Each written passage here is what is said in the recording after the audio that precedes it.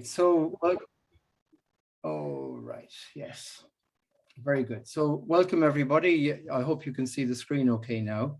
So as Mick said, I'm Bill Andrews. Used to be a dentist, went from dental to mental some years ago because mental is a lot more interesting, really.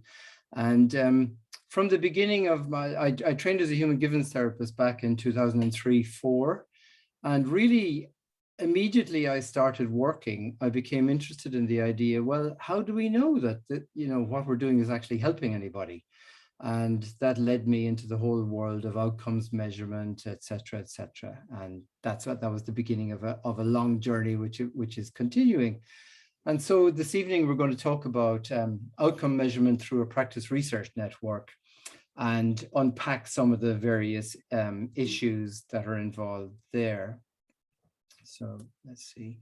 So we're going to take a look at like evidence-based practice, practice-based evidence, the difference between the two practice research networks, what are they?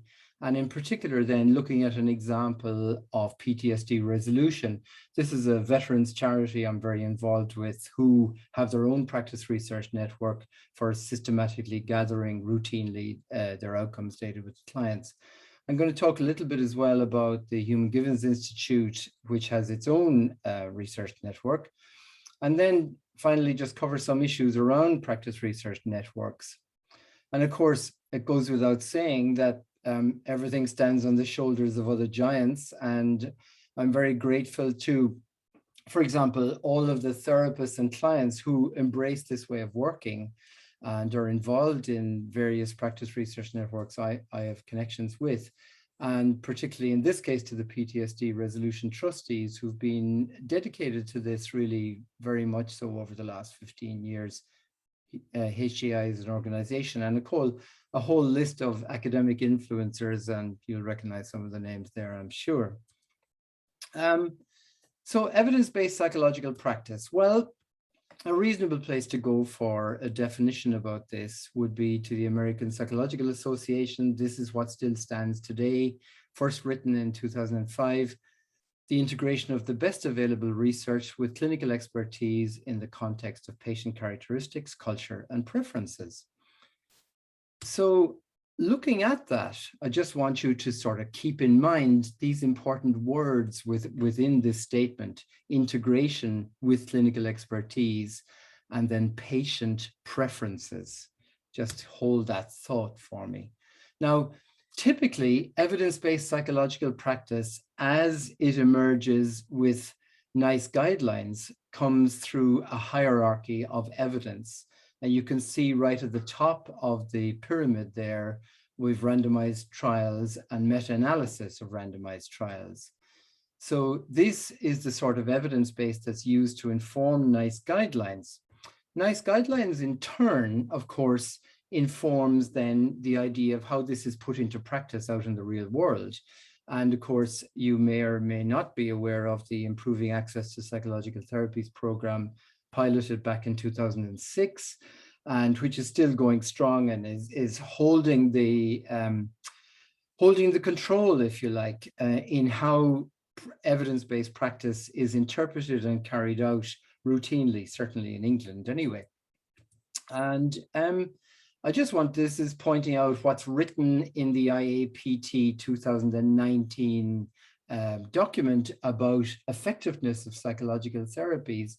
And I'm just enlarging one sentence there.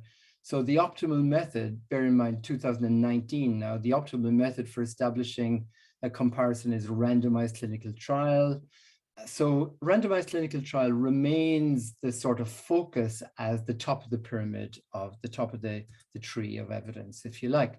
Now, this sounds pretty good, because if you imagine how this might go, is that NICE will examine the evidence that's out there. NICE publish guidelines. The guidelines are used to inform the delivery of psychological-based treatments. And as a result of that, because the best treatments with the best evidence are being used, one would then expect clinical outcomes to improve over previous treatment as usual. That would obviously be very desirable. So of course, it does make absolute sense. However, there are a couple of problems here and there with this. And actually, some years ago, I was at SPR, I think it was in Amsterdam, when there was a very interesting presentation from actually Sheffield, the city that I live in here. This is where I am right now. And Sheffield carried out a really interesting experiment when IAPT came in. What they did was they said, well, look, we've got the existing counselors who've been trained in all sorts of different approaches. They're working in GP practices throughout the city. We'll carry on with them. We'll just keep them ongoing. But as well as that, we will use these newly trained in evidence-based psychological therapies people trained in the IAP program, and we will study them all for 5 years, and we'll have a look at their outcomes and see what the difference was. Now, one might be reasonable to have the expectation that the evidence-based psychological treatments should come out a lot better, because after all, if you've gone to the trouble of investigating what those evidence-based treatments are and then training intensely people to deliver those treatments, you might expect that the results would be somewhat better. However, the interesting thing was the counselors, by the way, continued to work in their normal way. There was no expectation of doing any particular types of treatment. They worked in whatever way they were already familiar with working, whereas the IAPT workers delivered the evidence-based psychological therapies. But the thing that was in common was that all outcomes were measured in the same way. So the findings, though, at this presentation were there was in fact no difference in outcomes at all, which raised some interesting questions, if you like. But in fact, I only followed up on this with the guy who did the presentation, in fact, Dave Saxon, last week, to find out, because I was trying to find the publication and I couldn't find it anywhere. And funnily enough, the study never got published. You might ponder on the reasons why that might be the case. Going back a lot further, though, there are some concerns really about this whole idea of evidence-based psychological therapies, because in fact, Paul Salkowskis, a well-known cognitive behavioral therapist and extensive researcher, he wrote a paper way back in 2002, even before IAPT was invented, called Empirical-Based Grounded Clinical Interventions. And there was a sentence in that article that always caught my attention. And he said, the risk inherent in the current practice, this is 2002, 20 years ago, of evidence-based mental health is that the field will degenerate into a parody, a kind of one-dimensional science. And there are signs that this has already occurred to some degree. There's the reference for the paper. Well, just have to indulge me for a moment here. Hopefully this is not, once again, it's not going to work. I tested this earlier on, so you'll have to bear with me. This is the Dawn Chorus from Jungle Book, and it's about falling into line. And I had the sound working earlier, and unfortunately it's not working now, but never mind. So the idea is that, you know, you need to get in line and do what everybody else is doing. And this is always what came to mind for me, thinking about these evidence-based psychological therapies, that if we could just train those pesky therapists to behave themselves and deliver the evidence-based psychological therapies, then the results would be very, very good indeed. Well, something else came to my attention, a paper by Court et al. in 2016, where they actually did grounded theory research with clinical psychologists about NICE guidelines. So they're nice and neat, but are they useful? Was quite a catchy title for the article. But what came out of this was that guidelines considered by these clinical psychologists are fraught with dangers, unhelpful illusion of neatness, and the current need for services to demonstrate NICE compliance may be leading to a perverse incentive for psychologists in particular to do one thing and say another. So there are some issues around this whole business of evidence-based psychological treatments and the delivery through NICE guidelines. Now, I did say that about the hierarchy of evidence, but it is notable within NICE guidelines now, they are talking about a more non-hierarchical structure, if you like, of evidence coming in all sorts of different shapes and sizes. So moving on then from evidence-based practice to practice-based evidence. Well, the definition for this can be defined as the systematic collection of patient-reported measures associated with a particular treatment goal or desired outcome. So pretty straightforward, really. And of course, if you go back then and look at this nice sort of structure of evidence, you can see how practice-based evidence would actually fit right in to all of that. And I think this is very welcome to see, as long as the practice-based evidence is of good quality, of course. So what are practice research networks? Well, a definition of them are collaborations of practitioners committed to using their work-based settings as laboratories for the generation of practice-based knowledge. What that in essence is saying is, well, look, let's go, never mind about conducting controlled studies in sort of particular settings. Let's go out there into the field and look at what's happening day by day on the front line of therapy, but observe it carefully and measure what we're doing to see what's actually happening. So it's like a real world laboratory, as opposed to a sort of an RCT study segmented away in a training environment or whatever. So you can see then how these two things can go together. The practice research network being an obvious method, if you like, of harnessing all of that practice-based evidence and bringing these two things together. Now, of course, I've had a lot of experience of trying to motivate practitioners to be interested in all of this. And one thing I've learned over the last 15 years is that unless the people you're asking to do this understand the value of it right there in the room or in the Zoom session or whatever it might be, in the face-to-face encounter with their clients, it just won't happen, or it won't happen in any sort of meaningful and useful way. So that's why I just make that point really to begin with. So now we're off to Scotland. So myself and my partner, we love climbing Munros in Scotland, and they're very challenging. The Munro, in case you don't know, is a mountain that's higher than 3,000 feet, and there's just 282 of them, and they're pretty hard to get up, a lot of them, especially with the weather. So when we go mountaineering in Scotland, we want to make sure we have some tools to help us on our journey. So obviously a map and a previous description of the journey, where to go, etc., is very important. And sometimes the conditions are very benign, as they are here now, looking at the Coolin Ridge sky off in the distance. But occasionally, or quite frequently, the conditions are far from benign and they're pretty severe. And it's hard to know where you're going and stuff like that. So it's very useful to have some guides to help you on the way.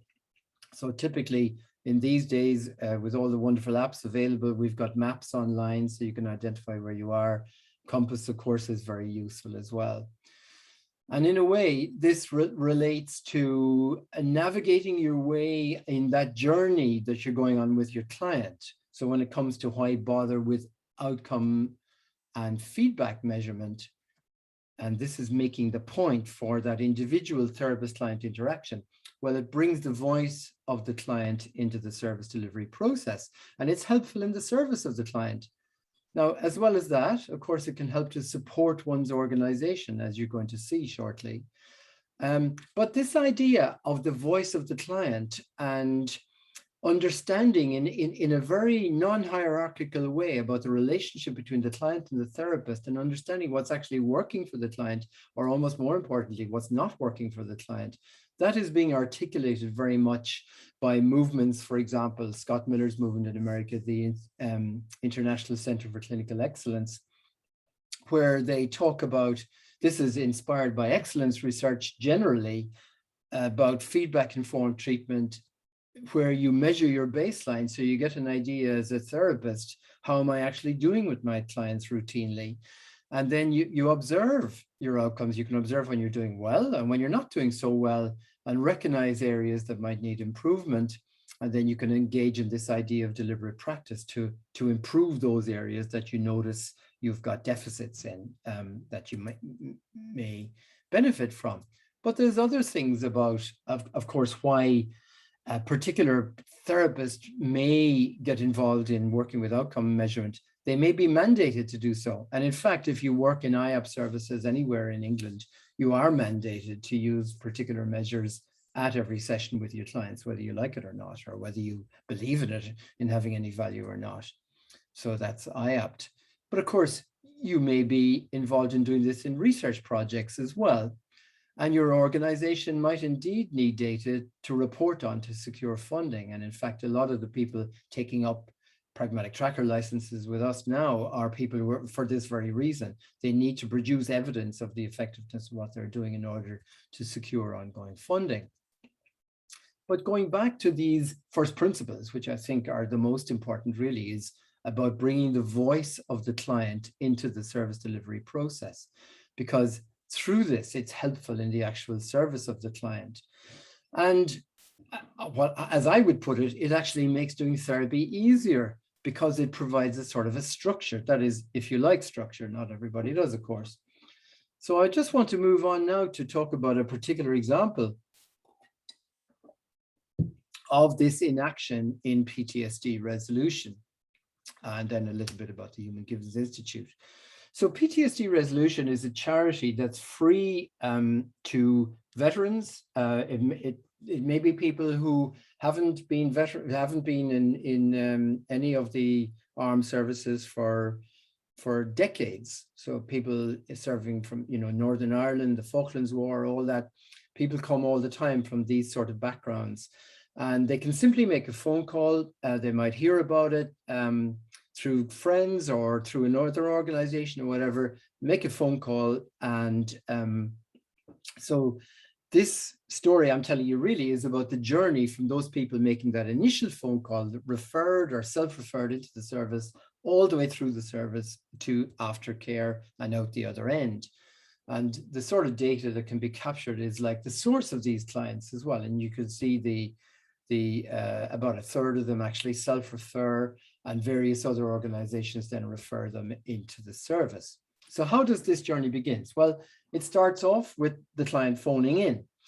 The client is there, or the potential client. The potential client is then invited to phone back in for a screening appointment online, on the telephone, with a screener at PTSD Resolution.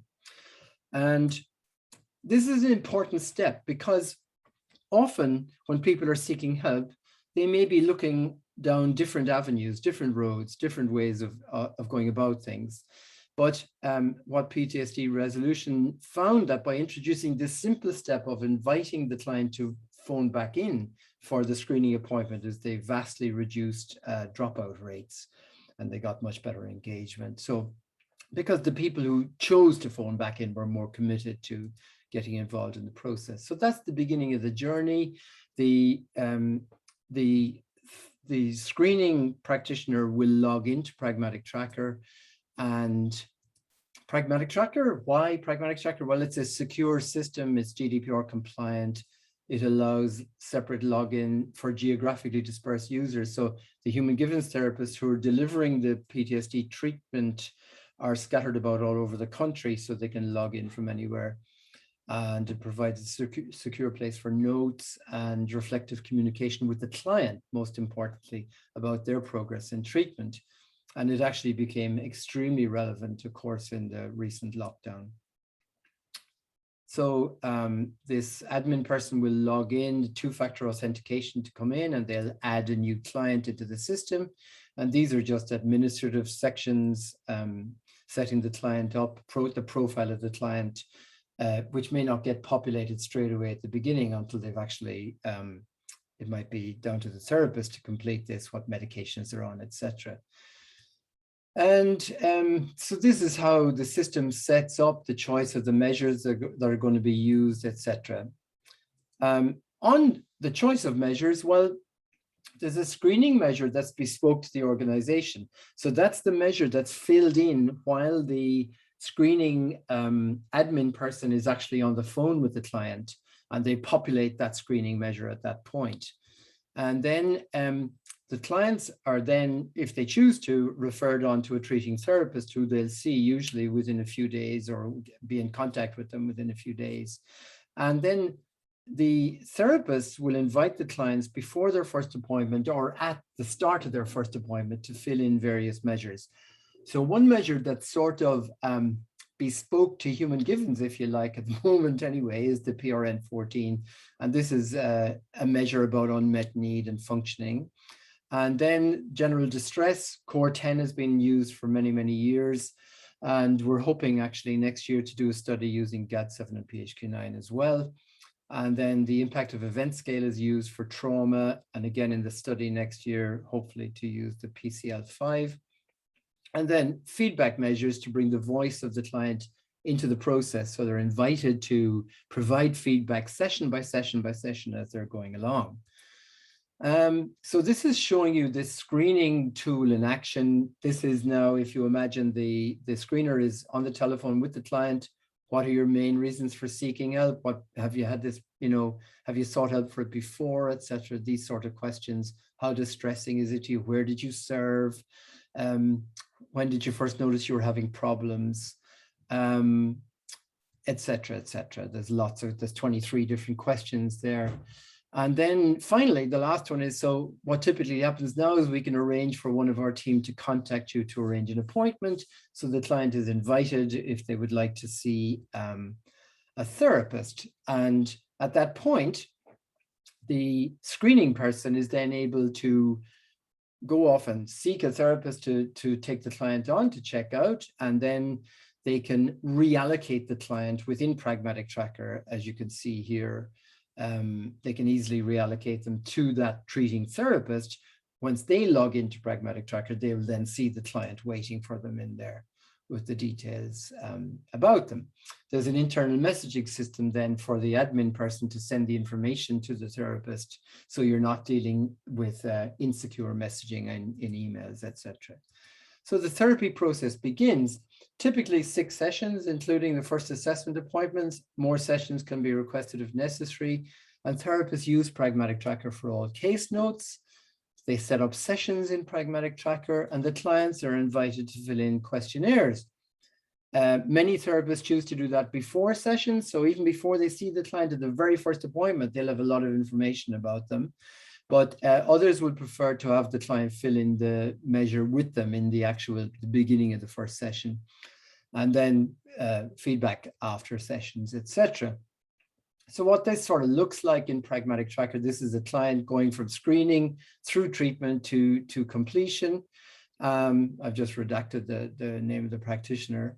And you can see that the Core 10 used as the sort of standard instrument, session by session by session, is being reported on there all the way along the way.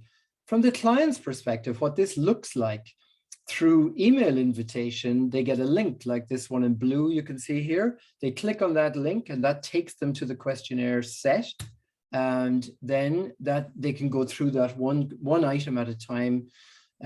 These are just examples from the Core 10 questionnaire, and they choose these answers. Now, we designed it like this because we wanted it to present very well on smartphones, because of course, so many people fill everything in on their smartphone these days. So by one item at a time, it's easy to read on a smartphone.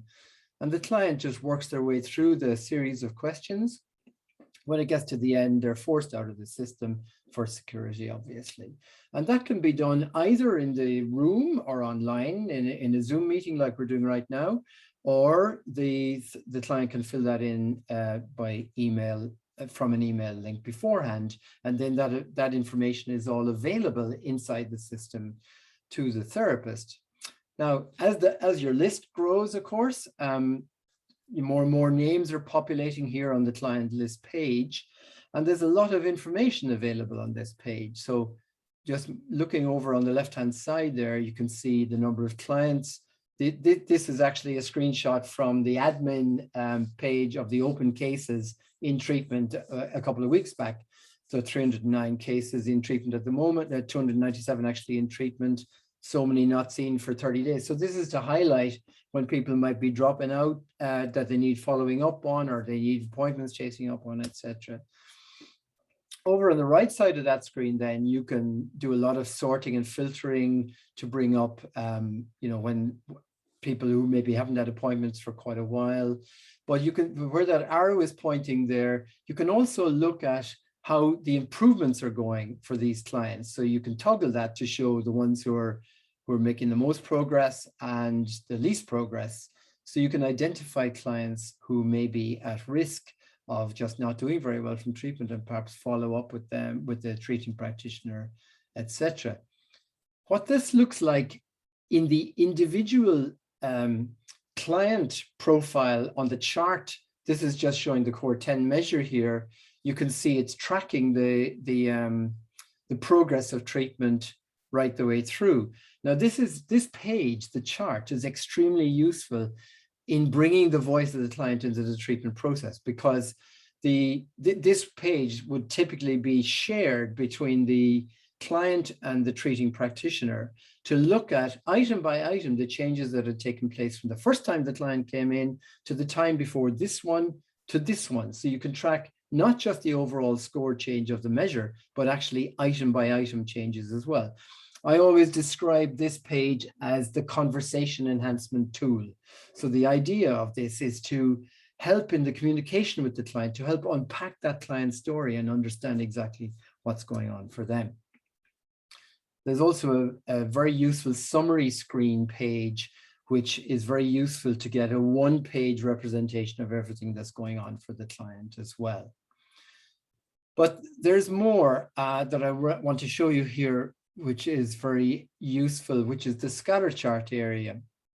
So the scatter chart is basically demonstrating, it's a point of intersection between, on any measure, between the score at the first time that the client filled in that measure and the most recently available score.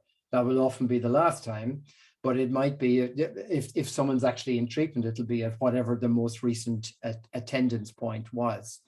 Now, the line going from bottom left to top right is the no change line. So if there's a dot on that line, it means the score they came in was the same as their most recent score. So in other words, they haven't moved in any way at all. But as you can see, I've an arrow pointing at a particular dot that's well over on the right side there in the green section. So when I click on that dot, it jumps me to that particular client. So I can see this is a client. You can see, looking at two measures there, does my mouse, I don't know, my mouse, does it highlight over this or not? You can see on the left-hand side, the core 10 showing a green improvement, similarly with the impact of event scale. And you can see the two lines showing considerable improvement in treatment. So this client has progressed very, very well.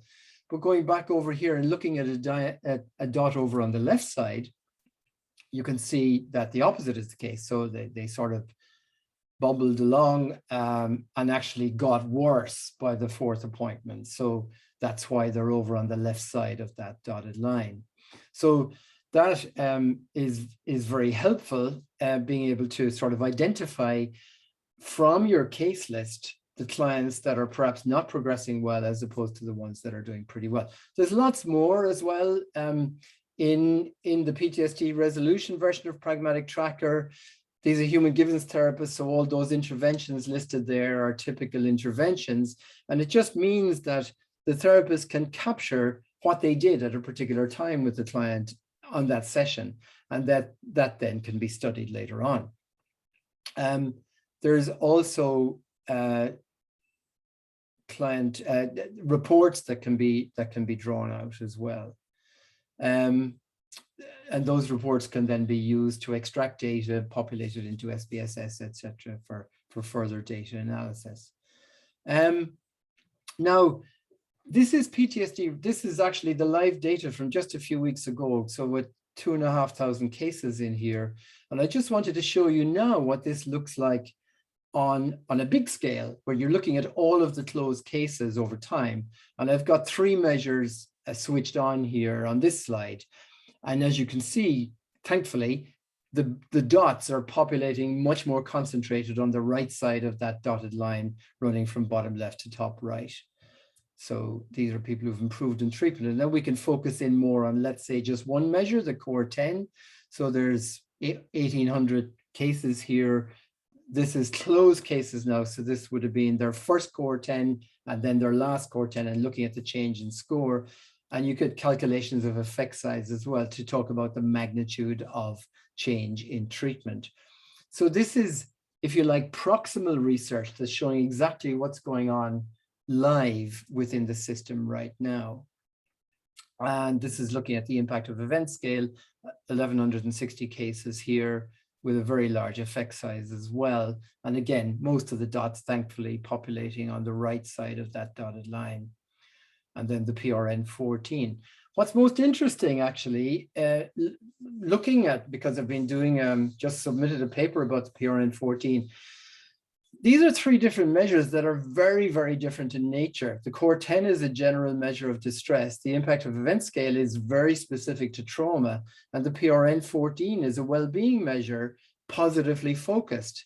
And yet the effect size calculations on the same clients comes out almost very, very close, certainly within 10% of each other. So it's like, regardless of which tool you measure with, you get very, very similar results. Now, this is looking at just one therapist's closed cases. So you're able to actually look at just one therapist on their own. And, you know, this is very useful for them. Obviously, their open cases might have a lot more dots over on the left side of that line, but they're able to show a very nice result. And this is just another therapist closed cases as well. These are obviously very, very good results with their clients. The other thing that's very helpful within PTSD resolution, which has often been a criticism of outcome data, evidence-based practice or practice-based evidence data, is the lack of follow-up. Well, because the system allows for easy contact with the client through email, etc., PTSD resolution is now capturing aftercare data. And sometimes this is actually years afterwards. What's nice to see, basically the idea is to see, is that change being maintained for these cases? And as you can see here, it is indeed being maintained. And sometimes these aftercare measures are being administered, you know, 2 years after treatment there. In this case, the second last one is 2016, and this one is 2020. So it shows you the opportunity to capture that sort of information further down the line. As I was saying earlier, you can extract data in various formats, in various types of reports that we've designed over the years to make as useful as possible to researchers. And in fact, PTSD resolution data were extracted some years ago, and an independent study was carried out by Burdett and Greenberg at King's about the PTSD resolution data and the benefits for clients. So what I would say about this way of working with practice-based evidence is that at the level, there are various levels to where it's helpful. At the level of the client-therapist interaction, the service administration level, service evaluation level, and at research level. So at the level of the client-therapist interaction, well, it formalizes the information gathering process in a structured manner, and it helps to obtain relevant information quicker and easier, pointing to where problems are greatest, but also where resources may lie, where the client's resources may lie, and getting indications about which needs are not being met or are being met well, and what's standing in the way of getting those needs met. At the administration level, it's very helpful in actually the management of the service, identifying which clients have failed to attend treatment, for example, and providing a secure means of communication with practitioners, providing a resource for practitioners for help and supervision. At the evaluation level, identifying failing cases, premature dropouts, and of course, identifying successful cases as well. And if you like, providing live proximal feedback on the success of the service instead of waiting years for somebody to publish a paper about it. At the research level, it's providing a source of data suitable for research purposes. And just jumping quickly to something about human givens. With human givens now, with PTSD resolution, it's a service, and there's the obvious expectation of therapists who work for that service to participate in the program, if you like, and use measures in the way they're expected to do so. But with HCI members, the idea here is to encourage this from the grassroots, from early days in training, really. And this system is made available as on a voluntary contribution basis, so at very, very low cost. as a client management tool. And students benefit from engagement from the outset, but the organization benefits from having a rich source of data available, but the organization has no access to any of the individual practitioner information or the client information. It's all anonymized. The reports are anonymized by client and therapist. And what I just wanted to point out here is this is very popular. In fact, there's 230 users in the system. These are human givens practitioners.